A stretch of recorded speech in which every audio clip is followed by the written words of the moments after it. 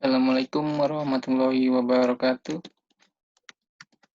Nah, Perkenalkan, nama saya Jimli Akbar Rasyawali. Saya mahasiswa Universitas Mercu Buana dari jurusan Teknik Informatika tahun angkatan 2020. Sini saya ingin mempresentasikan tugas besar 1 komunikasi data, yaitu ada mereview jurnal internasional. Dengan dosen pengampu, Bapak Wawan Ridwan, STMT. Jurnal internasional saya yang berjudul Improving Spectral Efficiency of Digital Radio over Fiber Transmission Using Two-Dimensional Discrete Cosine Transform with Vector Quantization. Nama ada penulis biografi penulis dari jurnal tersebut. Ini ada Jia Lianshan, Yan Weluo, Peng Li, Wei Pan, Xihua Zhou, dan En Bin Luo. Samping adalah 4 ini asal mereka belajar ya. Ini ada Center for Information Communication, for Information Science and Technology. Lalu ada Huazhong University of Science and Technology, Wuhan National Laboratory for Optoelectronics. Yang selanjutnya ada abstrak transmisi radio fiber over fiber atau ROF merupakan teknologi yang cukup andal untuk mendukung tuntutan saat ini dan masa depan jaringan nirkabel broadband berkembang dengan sangat besar kapasitas dan efisiensi spektral yang tinggi. Dalam makalah ini kami melaporkan dan mendemonstrasikan ROF digital sistem transmisi menggunakan transformasi kosinus diskrit 2 dimensi dengan kuantisasi vektor 2D Discretivity. Dengan menggunakan teknik 2D Discretivity, efisiensi spektral bisa sangat besar ditingkatkan, sedangkan kinerja sistem sebanding dengan pendekatan tradisional tanpa kompresi. Metode yang diusulkan didemonstrasikan secara eksperimental dalam 20 km 5 GBAUD atau 4 tingkat modulasi pulsa intensitas modulasi atau deteksi langsung link optik. Dalam orthogonal multiplexing, pembagian frekuensi downlink termodulasi diilustrasikan secara eksperimental. Transmisi tingkat naik 69,49% karena sampel terkompresi dengan menggunakan metode yang diusulkan.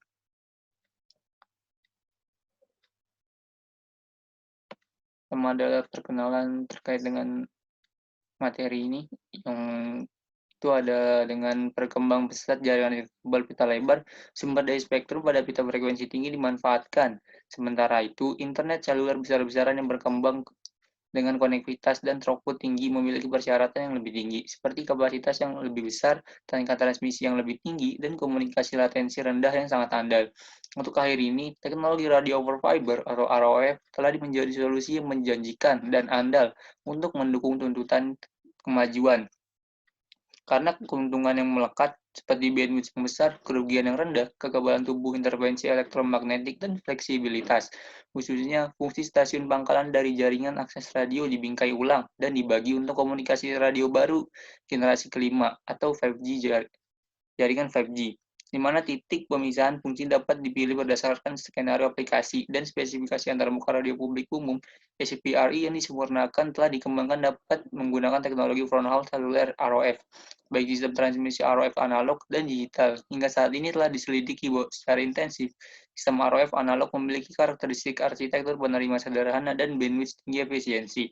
Namun, rentang dinamis sistem dibatasi oleh non-linear, non-linear, optoelektronik, perangkat, dan dispersi serat kromatik juga mempengaruhi kinerja sistem. ROF Digital System menawarkan alternatif yang menarik untuk mengatasi kendala sistem ROF analog, karena diuntungkan dari peningkatan kinerja lautan optik digital. Berkat teknologi berbasis digital yang matang, sistem ROF digital adalah ketahanan, format agnostik, kompatibel multilayanan, dan lain-lain.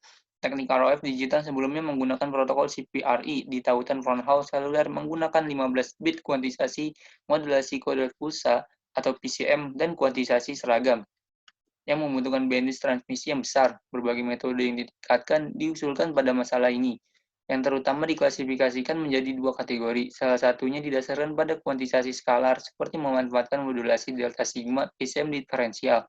Estimasi statistik cepat atau FSA dan pengkodaan entropi berbasis PCM diferensial yang dapat meningkatkan spektrum efisiensi melalui pengurangan kebisingan kuantisasi. Yang lainnya adalah memanfaatkan kuantisasi vektor seperti dua dimensi, self-organizing pada fitur pengelompokan jaringan saraf, multidimensi K-means clustering, kuantisasi vektor dua dimensi, dengan prediksi vektor linier, dan FSE berbasis kuantisasi vektor.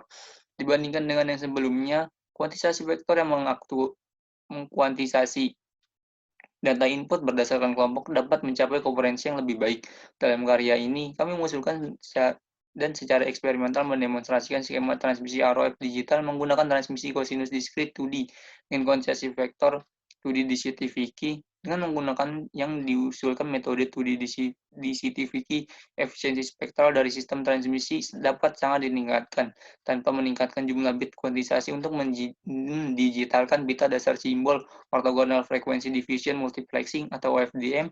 Eksperimen pembuktian konsep dilakukan melalui serat mode tunggal atau SMF standar 20 km dengan pulsa 4 tingkat 5 GB AUD sinyal modulasi PAM4.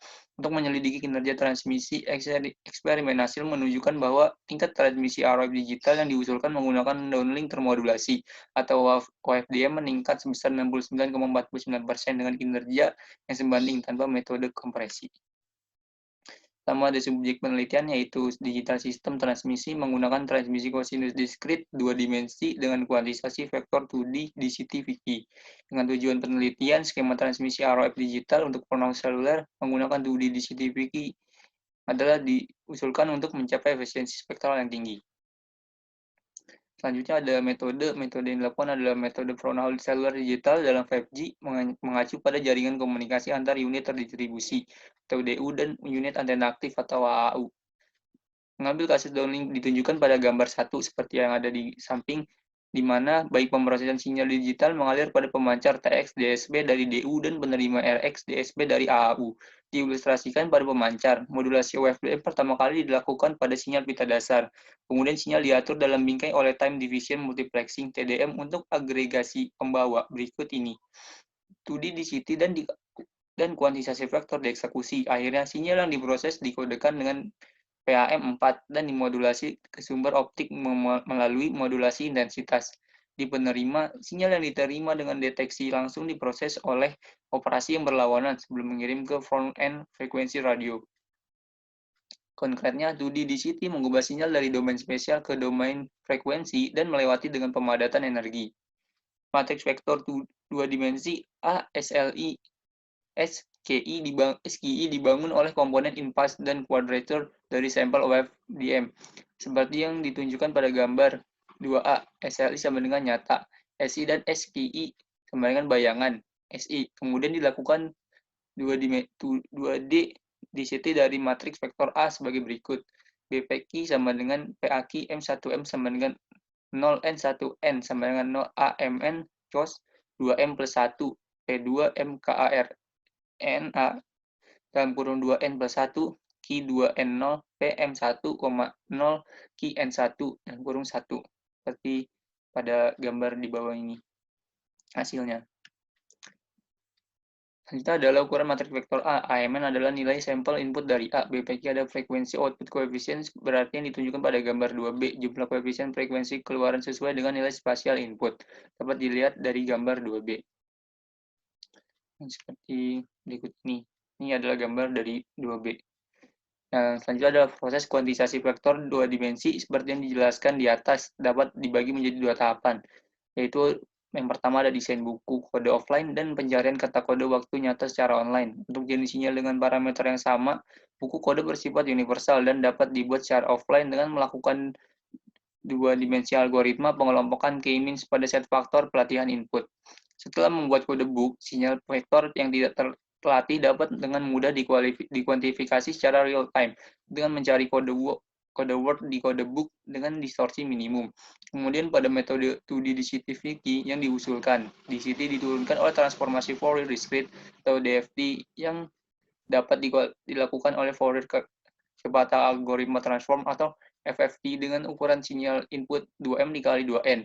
Oleh karena itu, komputasi kompleksitas 2D DCT adalah 0 dalam kurung N dikali log dalam kurung 8N. lalu 0 dalam kurung K dikali L, dengan menggunakan penelitian penuh algoritma, di mana L adalah panjang sinyal OFDM karena sampel berkurang. Di sini waktu kuantitasasi online dapat disimpan secara proporsional dalam front house seluler ROF digital. Efisiensi spektral biasanya ditentukan oleh sinyal tingkat transmisi link optik. Tingkat transmisi yang lebih efektif, spektral yang lebih tinggi efisiensi. Tingkat transmisi R dapat direpresentasikan sebagai R sama dengan Fs dikali Q kali B dikali Fs dikali QBS, di mana F adalah pengambilan sampel tingkat sinyal asli dalam konversi analog ke digital, dan QBS adalah bit kuantisasi per sampel. R sebanding dengan QB sebagai F konstan, karena sampel berkurang secara signifikan melalui penggunaan 2D density, QB yang setara akan berkurang. Oleh karena itu, R efektif dinaikkan sejak koefisien frekuensi tinggi yang dihilangkan tidak sensitif terhadap kualitas transmisi. Spektral efisiensi dapat sangat ditingkatkan. Oleh karena itu, QB dalam K-means algoritma pengelompokan didefinisikan sebagai QBS sama dengan log 2K. Untuk kuantisasi vektor, QBS sama dengan QBS per D. Dengan D adalah dimensi, D adalah 1 inci kuantisasi skalar. Oleh karena itu, efisiensi spektral dapat lebih ditingkatkan. Ketiga ada pengaturan dan hasil eksperimen. Pengaturan hasil eksperimen dari sistem transmisi ROF yang diusulkan pada TX DSP sampling rate per simbol OFDM adalah 122,88 ms A per S. Jumlah subcarrier adalah 1.200 dengan ruang subcarrier 60 kHz, 2048 transformasi Fourier cepat terbalik atau FFT atau FFT point dipekerjakan. Panjang awalan siklik CP adalah 32. Panjang per simbol ODFM termasuk CP adalah 16,93 ms.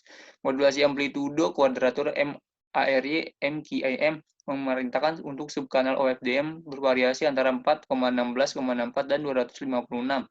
Dan sinyal OFDM 13,10,8 dan 672 MHz dengan 4,16,64 dan 256 IAM.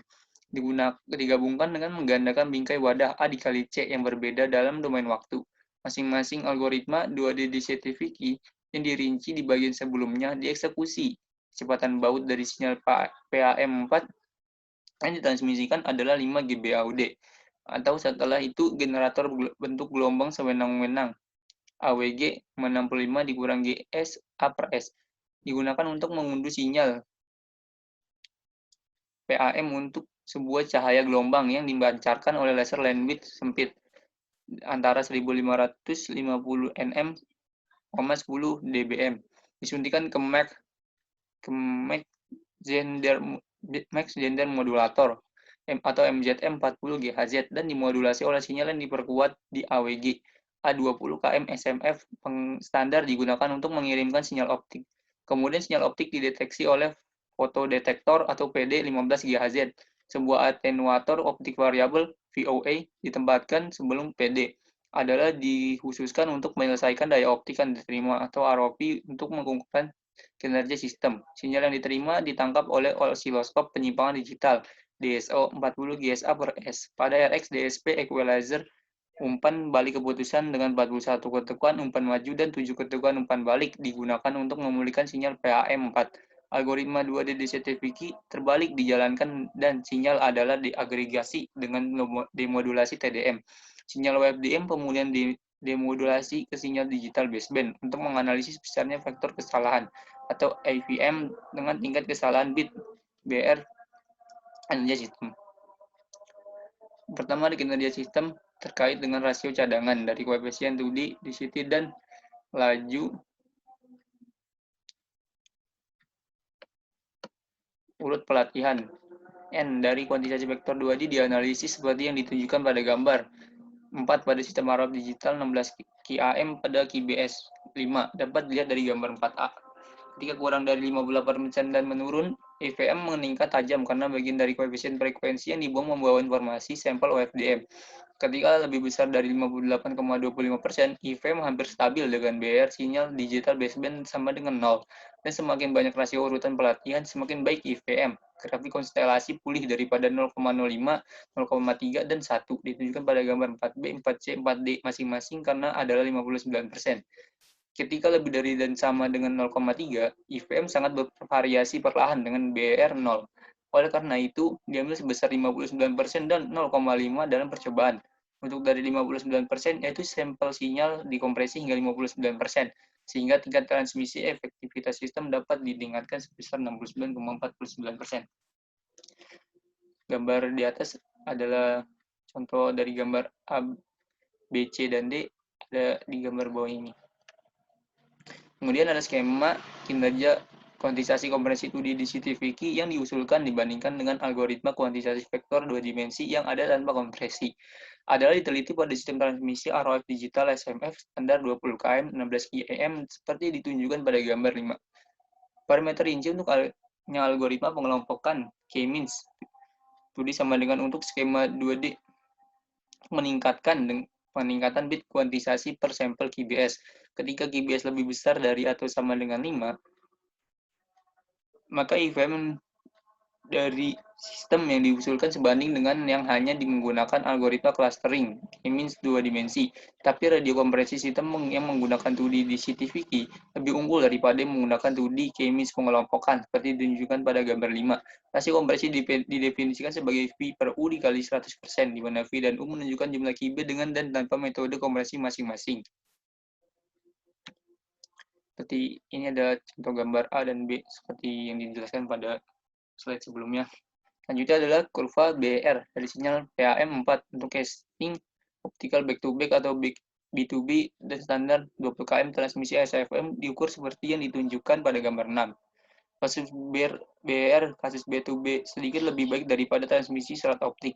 Diagram mata yang disamakan pada ROP 9 dBm dan 14 dBm masing-masing ditunjukkan sebagai sisipan A dan B dari gambar 6. Dan berkurangnya ROP diagram mata agak kabur pada koreksi kesalahan Majoret Solomon atau RS FEC 528 per 514.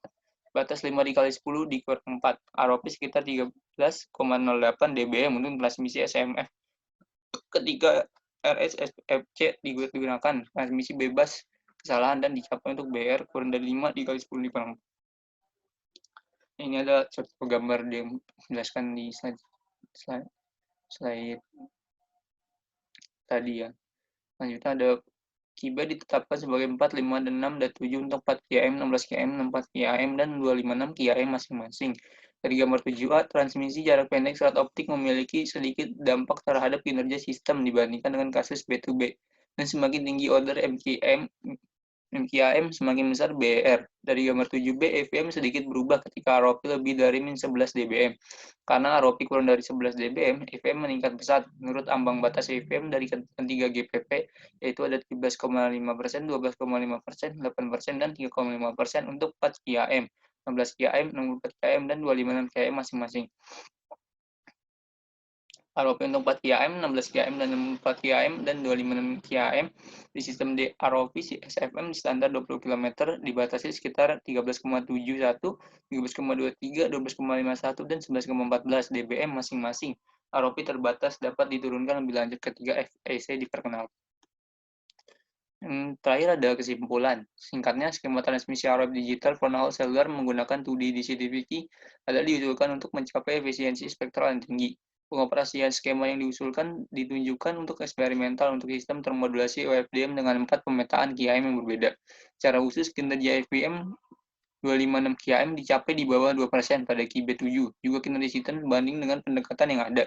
Misalnya algoritma pengelompokan K-means 2 dimensi tanpa kompresi. Dan tingkat transmisi efektif dapat ditingkatkan sebesar 69,49% sebagai OFDM sampel dikompresi hingga 59%. Skema yang diusulkan memberikan solusi yang efisien untuk digital sistem transmisi ROF yang memiliki potensi besar untuk digunakan dalam tautan fronthaul net kabel di jaringan masa depan.